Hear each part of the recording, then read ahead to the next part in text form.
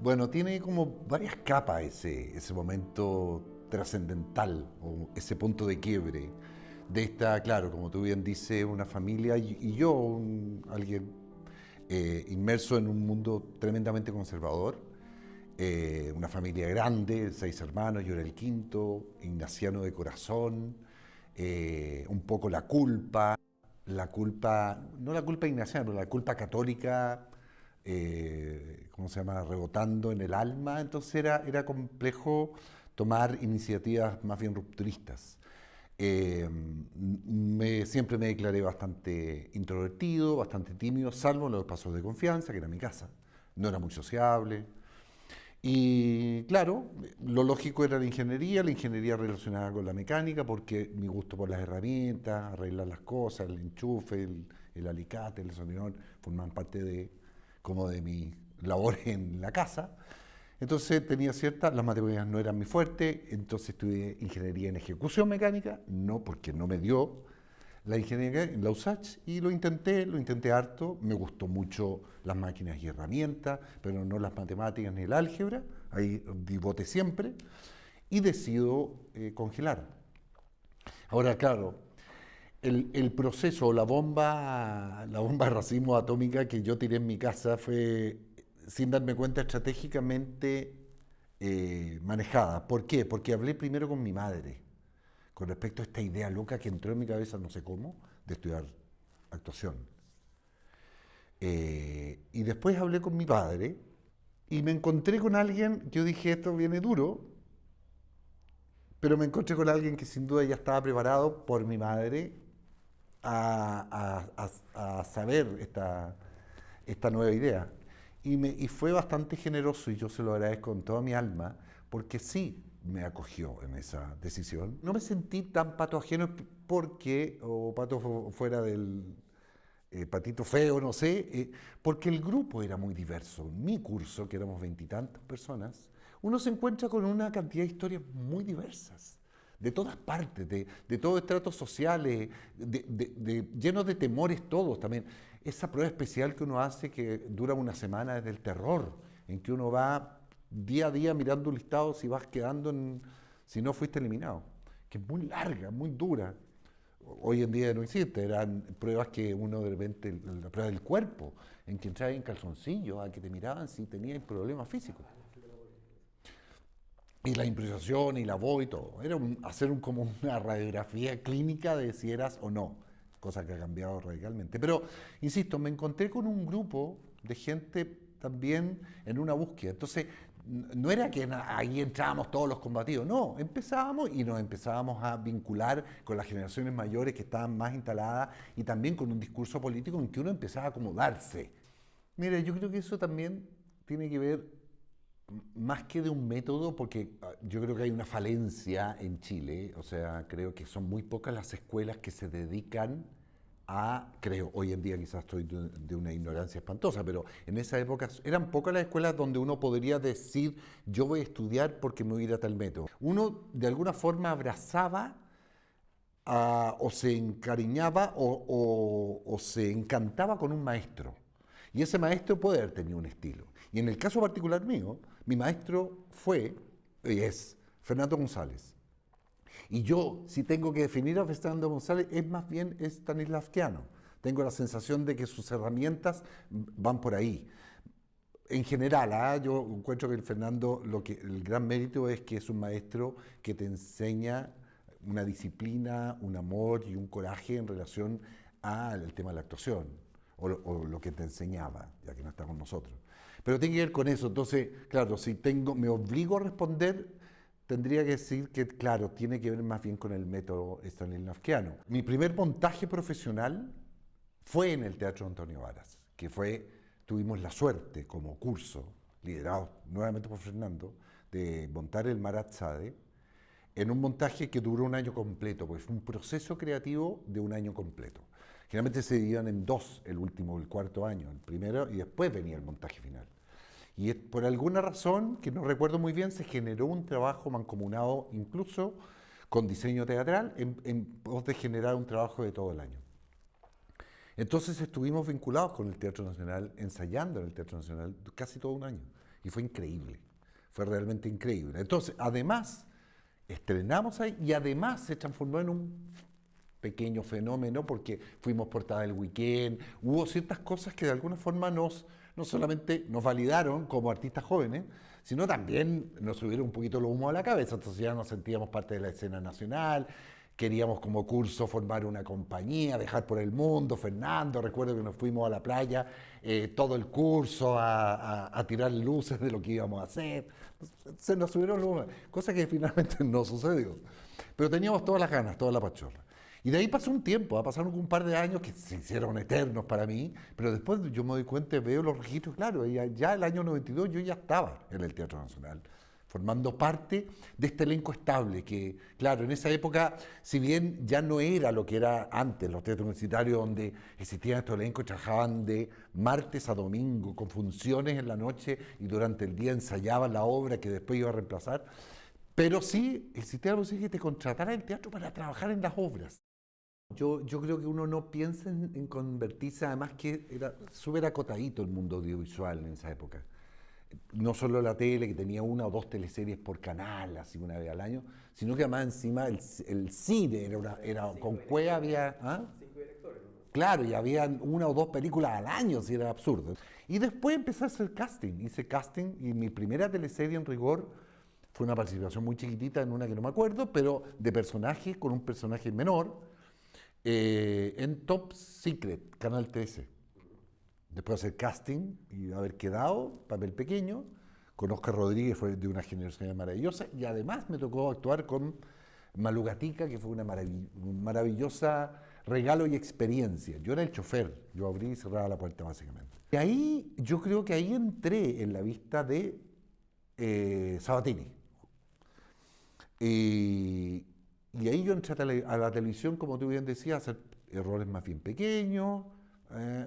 Al principio me ven incómodo, siempre contaba la anécdota que Estúpido Cupido fue la primera en TVN, y que para mi gusto lo hice pésimo. Después vino El Cazador de Mariposas, que de alguna forma salvó mi carrera, porque hasta el día de hoy podría haber hecho eso y irme para la casa, porque, oh, las mariposas.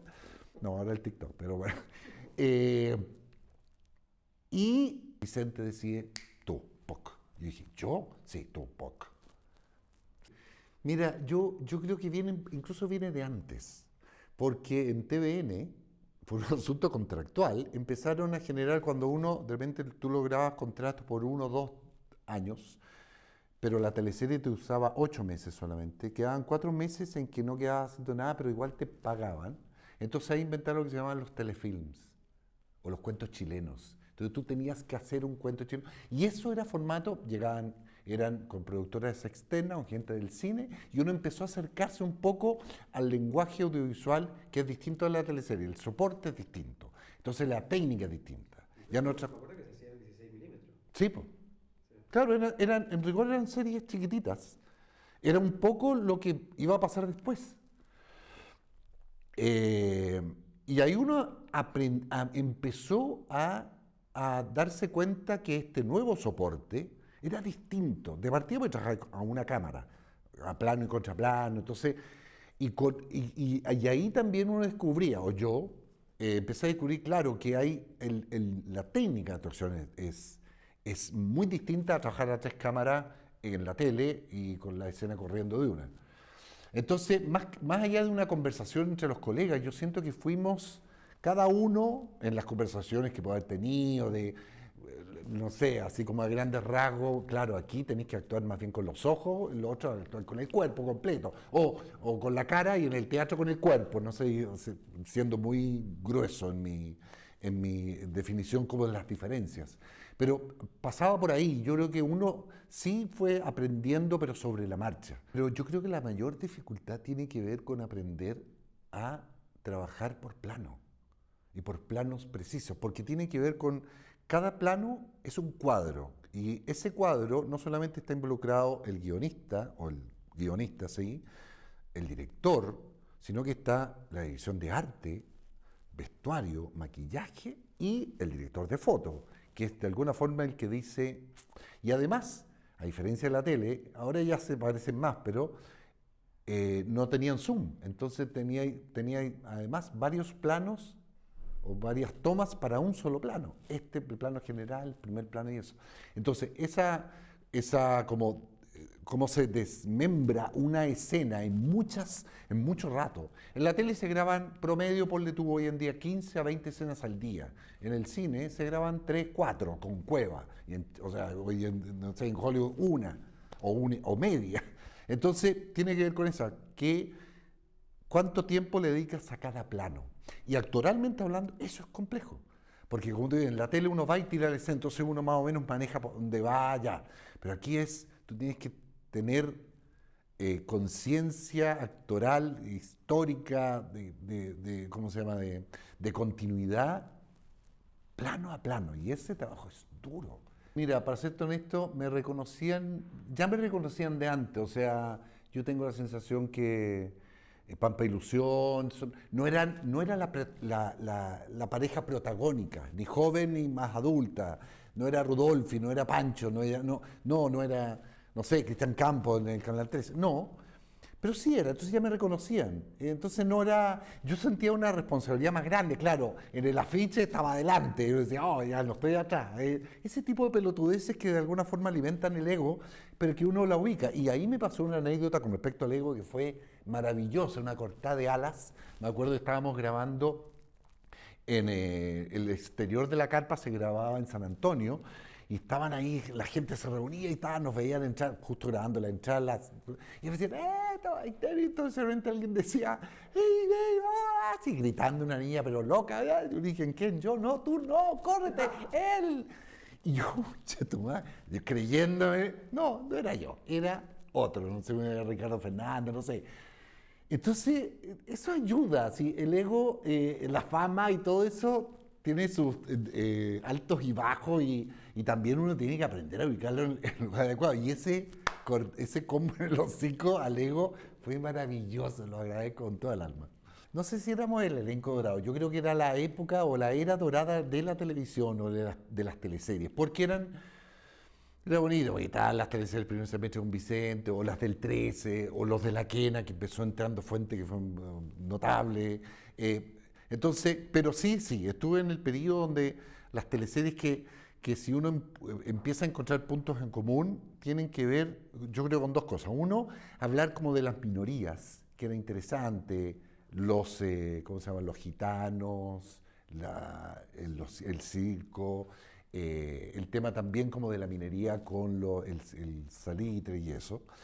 Y por otro lado, también había un interés particular en qué tema muchas teleseries tenían que ver, como Romané, con una dramaturgia teatral. La visita a la vieja dama era Romané, ¿cachai? Había ciertos puntos. Entonces, el guión, que como bien decía Vicente, para él es fundamental, yo creo que era súper importante. Los guiones son la base fundamental para que una teleserie pueda llegar a tener éxito. O sea, arreglar un guión malo es bien difícil. Echar a perder un guión bueno también es difícil. ¿Entiendes? Esa sensación tengo yo. Entonces yo creo que por ahí va. Y además, socialmente hablando, las teleseries formaban parte de la cultura, porque el punto era como un poco Sábado Gigante. El sábado uno veía Sábado Gigante. O en Dictadura igual uno veía Happening con Ja. Las teleseries de ambos canales, pues estaba la lucha, la guerra, las teleseries y todo eso, formaban parte de llegar a la casa después del colegio o del trabajo y sentarse a ver la comedia. Y con el pan con palta, con el café, formaban parte de la discusión. La pregunta o la respuesta más macro creo que tiene que ver también con una sensación de que el cine en general ha perdido espectadores. O sea, hoy día pasé por el Cine Hoyt o el Cinépolis que está ahí en La Reina, y llama la atención que no hay carteles. Antes estaba repleto de carteles, ahora básicamente dice Cinépolis o Sinópolis, no sé. ¿Cachai? Porque no está funcionando, y ya también escuché que están pensando en venderlo, quieren venderlo. Porque la gente no está yendo al cine, no solamente el cine chileno, en general bajó. Pospandemia, que uno le puede echar un poquito la culpa a eso. Y además, bueno, sin duda, porque la gente dice, ¿y cuándo llega a la plataforma? Preguntas que me han hecho por oro amargo. Entonces, claro, entre ir al cine La experiencia cinematográfica ya no es tan importante. La tele en la pieza es cada vez más grande, el sonido es cada vez... Entonces la competencia es power. Uno también, yo creo, es bueno mirarse el ombliguito y hacer un mea culpa con respecto a las temáticas. A las temáticas que puede tener el cine chileno. Que la gente, claro, cuando yo no estoy de acuerdo cuando vayan, vean cine chileno, apoyemos el cine. Yo creo que no es bueno, yo creo que nuestra responsabilidad como creadores es traer la gente o que vea porque la película es la que llama. Por ejemplo, yo siento que Denominación de Origen fue un fenómeno, guardando las proporciones, porque no le fue tan bien, pero ha sido de las películas más vistas en el año, porque es una gran película, porque logró generar conexión con las audiencias. Entonces, tampoco uno le puede exigir al cine chileno que bueno, se transforma en, no sé, Lilo y Stitch, que tenía porque también los distribuidores, entró Lilo y Stitch y sacó a todo, hasta Denominación de Origen, y digo, no, chiquillo, porque les interesa vender, porque es un negocio. Y en ese negocio, el cine chileno compite en forma, es David y Goliat. O sea, no hay película chilena que pueda competirle a... Pero sí hubo fenómenos. Ha cambiado el público, ha cambiado los soportes, ha cambiado las plataformas, ha cambiado muchas. Yo por eso te digo, las variables son muchas, todas. Las temáticas también hay que cuidarlas. Pero forma parte del desafío, es lo mismo que hacer una obra de teatro. O sea, bueno, hoy las obras de teatro, a diferencia de lo que pasaba hace cuando yo hice Roberto Zuco, duraban meses las obras, de martes o de miércoles a domingo. Hoy con Cueva tenía 3 semanas, bien. 3 semanas es mucho. Mucho. Entonces, todo cambió. Comercialmente hablando, los números, a nadie le conviene, el público se acaba después de 3 semanas. ¿Sabes que yo, la gracia, creo, más allá de los roles, yo creo que el rollo esto de pasar formar parte de la tercera edad es potente a nivel personal, ¿cachai? Pero el tema de los roles yo no entré de escolar. Siempre fui papá, ¿cachai? Es raro que haya sido escolar. Entonces mi viaje ha estado siendo papá y ahora estoy siendo, bueno, si con la Montina era abuelo, hace rato que fui abuelo, entonces, de la Claudia Cabeza, imposible. ¿No?